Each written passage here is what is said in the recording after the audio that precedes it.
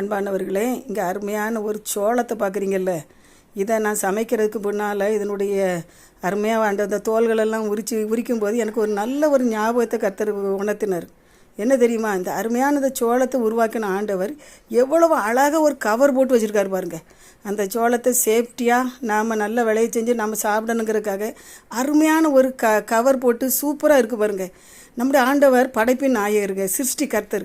ஒவ்வொன்றையும் பார்த்து பார்த்து பார்த்து அழகு பார்த்து படைச்ச ஆண்டவர். பறவைகளில் கோடிக்கணக்கான பறவைகள், விலங்குகள், பறவைகள், நாட்டு விலங்குகள், காட்டு விலங்கு எல்லாம் எவ்வளவு அருமை, எத்தனை கலர்ஃபுல், எத்தனை ஒண்டர்ஃபுல். அன்பானவர்களே, அத்தனையெல்லாம் படைச்ச ஆண்டவர் நம்ம எப்படி உண்டாக்குனார் தெரியுமா? அவருடைய சாயலின்படியே உண்டாக்குனார். நீங்களும் நானும் இன்றைக்கு இயேசுவை போல் அவருடைய சாயலில் இருக்கிறோம். என்ன ஒரு வருந்தத்தக்க காரியம், அவரை போல் குணம் தான் நமக்கு இல்லாமல் போயிட்டு. நாம் இந்த ஒருவேளை இந்த சோளத்தை இவ்வளோ அருமையாக படைச்சி, இவ்வளோ பாதுகாப்பாக, இவ்வளோ சேஃப்டியாக, இவ்வளோ நேர்த்தியாக படைச்ச ஆண்டவர் நாம் அவருடைய பார்வையில் விசேஷித்தவர்கள் என்பதை மறக்கவே கூடாது. எல்லா படைப்பை விடையும் நல்லது நல்லது என்று கண்ட ஆண்டவர் அவரை போல் நம்ம படைச்சிருக்கிறாருன்னா ஒரே ஒன்று புரிஞ்சு கொள்ளணும், அவரை போல் நம்ம வாழவும் ஆசைப்படுகிறார்.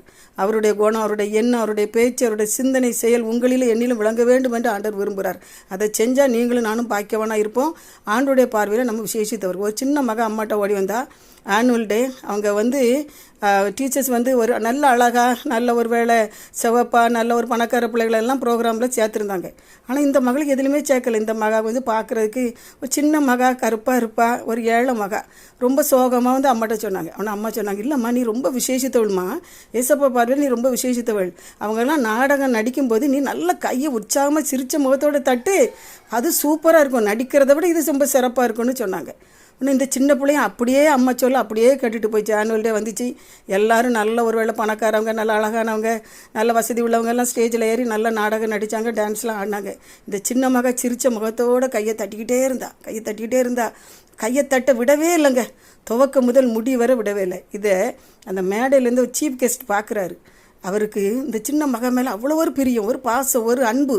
இந்த சின்ன மகன் எவ்வளவு அருமையாக தன்னை ஸ்டேஜில் ஏற்ற மறுத்த அந்த ஒருவேளை அந்த ஆசிரியர் பெருமக்கள் மத்தியில் அவள் கையை தட்டுறதை விடலை, சிரித்த முகத்தோடு அவங்கள அப்ரிஷியேட் பண்ணுறதை விடலேன்னு சொல்லி அந்த சின்ன மகளை அழைச்சார் ஸ்டேஜுக்கு. அவளை பாராட்டினார். தன்னிடம் இருந்த ஒரு சின்ன பண முடிப்பை கொடுத்து எல்லாரையும் முன்பாக கௌரவப்படுத்தினார். எல்லாரும் கைகளை தட்டி எல்லாரும் ஆரம்பரம் பண்ணாங்க. அப்போ தான் மக சந்தோஷமாக இருக்கா. அந்த இடத்துல கூடியிருந்த அத்தனை பேருமே கையை தட்டி அப்ரிஷியேட் பண்ணுறாங்க. அப்போ தான் அந்த மக சொன்னால், எம்மா உண்மையிலேயே ஏசப்பாவுக்கு நான் விசேஷித்தவள், அதனால தான் இன்றைக்கி அந்த சபையில் அந்த ஸ்டேஜில் என்ன ஏசப்பா கனப்படுத்திட்டாங்கன்னு சொல்லிட்டாங்க. இதுக்கு சத்தியத்தை கேட்குற பிள்ளைகளை இதை ஏதோ விளையாட்டாக நினைக்க வேண்டாம். நீங்களும் நானும் ஆண்டவருடைய பார்வையில் விசேஷித்தவர்கள் என்பதை மறக்க வேண்டாம்.